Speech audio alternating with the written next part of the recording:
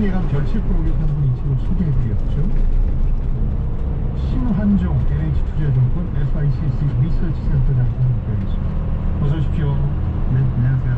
제가 이 책을 줄 치면서 읽고 요약을 해드렸는데 벌써 보겠습니다. 제 의견은 마음에 들었습니다. 아, 예, 맞습니다. 그래서 제가 대외 활동이 이제 쉽지가 않았는데, 잘 적응하신 줄 알고, 고맙습니다. 고맙습니다. 저 어떻게 보면 평가를 가지고 고맙습니다. 자, 인플레이션이란 용어가 몇 달 전부터 등장해서 지금 시시때때로 오르내리고 있는데 뉴스면에서 개인적으로 지금 인플레이션을 어떻게 보십니까? 제가 세계에서 말씀드리고 싶었던 인플레이션은 예. 좀 장기적인 인플레이션이었어요. 예를 들어서 코로나 이후에 2020년에 우리 보통 사람들이 이제 오늘 내일 보다가 예. 앞으로 어떻게 될까? 앞으로 정말 보지 못했던 인플레이션이 올까? 이런 얘기들이 신문에 간간히 그렇죠. 그 그루라고 하는 분들이 아주 인사이트를 던질 때 나오죠. 네. 그런데 지금 요즘 내일 또는 내년에 이렇게 보는 거는 저희들 애널리스트들이 분석을 할 때 또는 연방준비위원회에서 분석을 할 때 예. 다음 달은 이번에 이거 뭐 저기 6.2% 오르는 뭐 이런 얘기들은 예. 단기적인 인플레이션입니다. 예. 코로나19 이후에 이제 우리가 활동이 어렵다가 그러니까 디플레이션 상태였죠. 그러다가 지금 인플레이션을 얘기하는데 실은 디플레에서 인플레로 바로 가진 않고요. 예. 요런 중간 단계 리플레이션이라고 있습니다. 네. 마이너스 갔다가 이제 서서히 마이너스 폭을 줄이면서 이제 플러스로 이렇게 천천히 전환되는 상순이 돌아서는. 예. 그런 단계를 빨리 거치고 지금 인플레이션이 온 건데요. 예. 인플레이션 어떻게 보면은 사이클이라고도 볼 수가 있습니다. 근데 네. 그 중에서 너무 심한 도초에서 인플레이션이 이렇게 오르고 했던 것들을 이제 미국 같으면 아주 한 70년대 아주 많이 봤기 때문에 예. 사람들이 그런 걸 걱정하고 있는 것들이고요.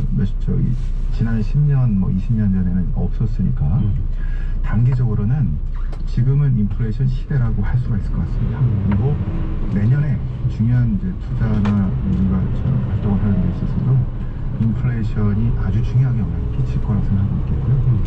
연준이 얘기했던 것처럼 일시적이 아니고 조금 길어지는 연준 생각보다는 좀 길어지는 그런 단계다 이렇게 볼 수 있을 것 같습니다. 자, 인플레이션에 대한 본격적인 공부를 하기 전에 강론 들어가기 전에 이제 전문격이 들어가는 이제 공부를 시작하는 건데 공원 최강수님이 이거 처음부터 다시 듣기 어떻게 하나 해주셨는데 TBS 1라디오 홈페이지에 오시면은 다시 듣기 탭이 있습니다. 이거 활용하셔도 되고요. 팟빵에서 다시 들으실 수도 있고 유튜브에서는 영상까지 같이 보실 수 있습니다. 검색하시면 됩니다. 성공님 검색해 주시면 되고요. 저희가 2부 신호학습에서 살짝 얘기를 하긴 했어요.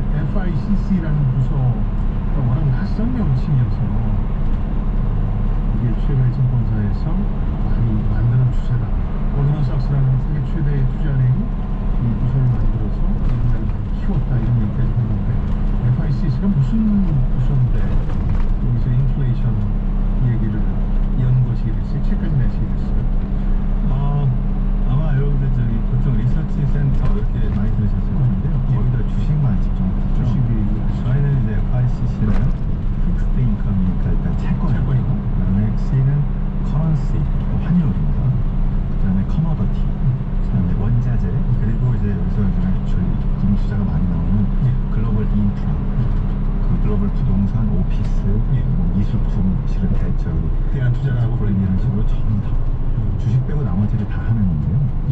저희 여러분들이 이제 올해 작년에 이럴 때 주린이 해가지고 주식에만 관심을 하셨는데 그렇죠. 금융 투자가 상당히 큽니다. 그 중에 주식은 일부고요.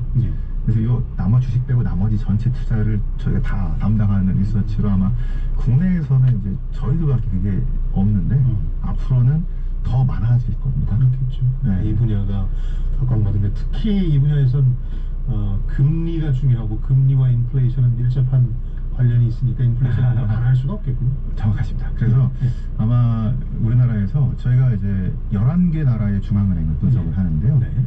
한국은행도 그렇게 안 보실 겁니다. 저희가 이제 KIC 또 뭐 금융연구원 여러 기관들한테 거기 계시니까 매니저십 투자하시고 저희는 분석해서 적용하는데 예.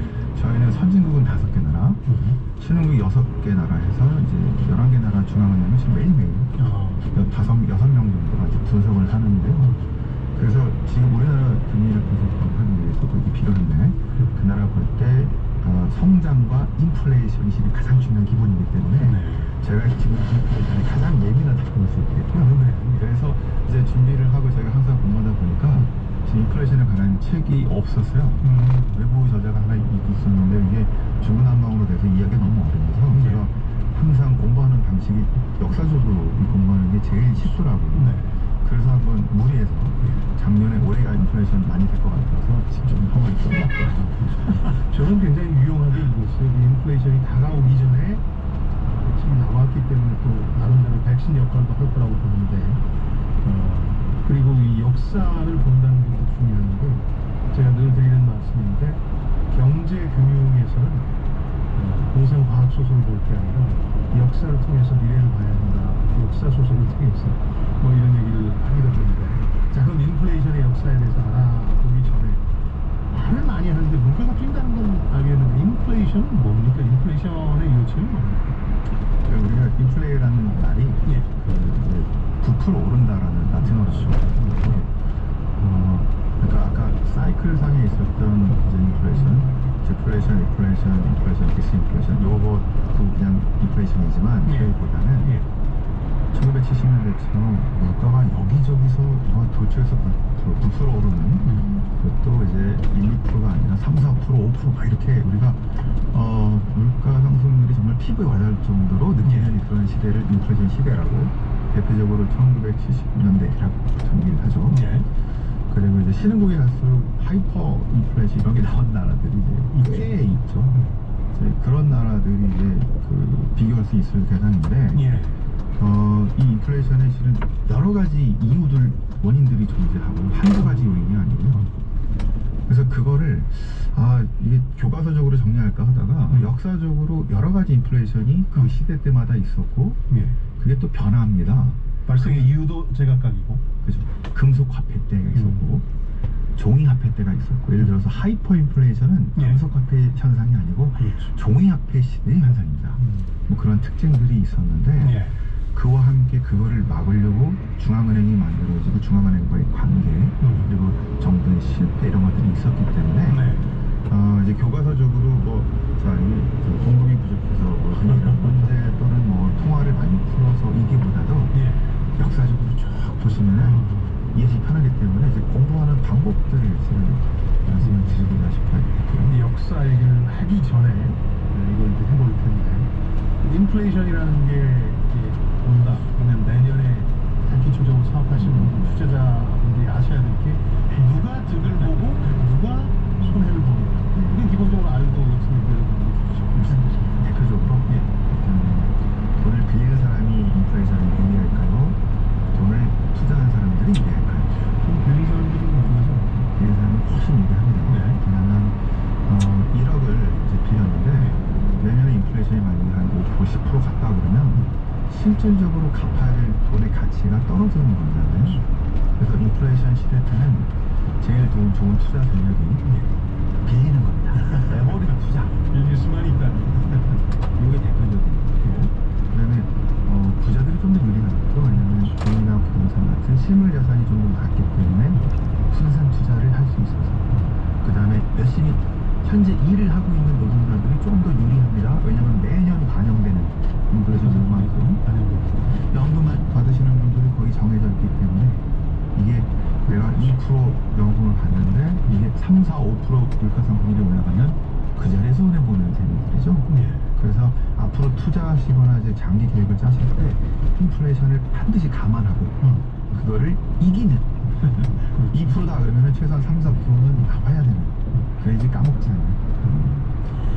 그리고 인플레이션의 속성도 잘 정리를 해놓으셨는데 이걸 알아야 또 내년에 이제 사업과 투자해서 전략이나 아이디어를 얻을 수가 있을 텐데 어떤 속성을 가지고 있습니까? 그 인플레 속성 8가지는 제가 이제 주관적으로 이제 공부를 하다가 이게 이런 게 있다고 정리를 해본 건데 그래서 이제 예를 들면 그 소장님이 이제 투자를 1억 하셨는데 6% 금리를 준답니다. 그런데 물가가 5%예요. 이 케이스가 있고, 어떨 때는 투자했는데 이제 그 채권이 2%를 준답니다. 근데 물가가 0.0%입니다.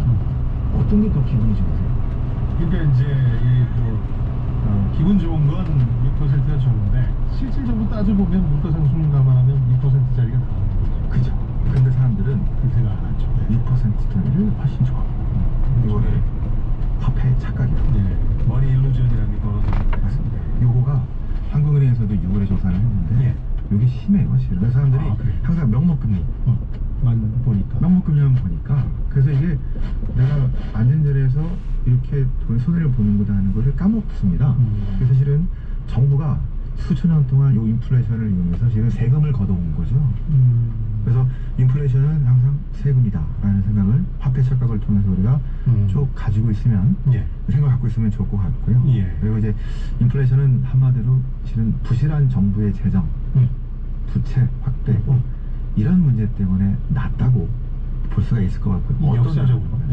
어떤 나라든 간에. 그래서, 그리고 세 번째는 이 화폐 가치 하락이면서 인플레이션은 그 국가의 신용도하고도 관련이 있는 것 같습니다. 그 신용국 중에 이제 요즘에 터키가 특히 그렇죠. 막 아무리 뭐 하려고 해도 인플레이션 엄청 높아지면서 화폐 가치 환율 막 전화됩니다. 그런 것들이 있겠고, 또 이거는 제 생각인데 그 유사시에 미국의 페드도 한국은행 중앙은행도 독립적이라고 얘기하죠, 하기는. 근데 유사시에는 정부에서 벗어날 수가 없을 거라는 생각이 듭니다. 왜냐면 특히 전쟁 때나 뭐 이게, 그래서 항상 그 싸워왔던 이유들이 지금 밖에서 전쟁해야 되는데 지금 동물성만 따지면 되냐고, 이런 것들이 계속 반복해 왔기 때문에. 그래서 제가 단기 예측할 때는 그런 얘기를 많이 안 하는데 장기 예측할 때는요, 장기 인플레이션을 볼 때 제일 중요한 이슈는 정치 경제적 격변기, 지정학적 위기. 그래서 앞으로 미국의 인플레이션에서 가장 중요한 건 달러의 그 지위일 것 같습니다. 달러가 만약에 위기에 빠지면 중앙은행은 그냥 정부의 시대대로 해야 될 거예요. 이게 70년 됐죠. 예전에 1, 2차 세계대전 때도 그랬고, 그래서 길게 봤을 때 그런 함의들이 언제 어떻게 바뀔지 모르기 때문에 단기만 볼 것이 아니고, 저희 이제 애널리스트들의 예측과 페드의 예측은 거의 단기 예측입니다. 그러니까 이 구루들의 예측은 거의 10년짜리예요. 그러니까 이게 계속해서 그렇지, 두 분에서 보시면 단기 예측. 근데 앞으로의 10년은 지난 10년하고는 상당히 다른 결과가 나올 것 같다. 그렇게 기본에서 보시면 준비가 되시나 싶습니다.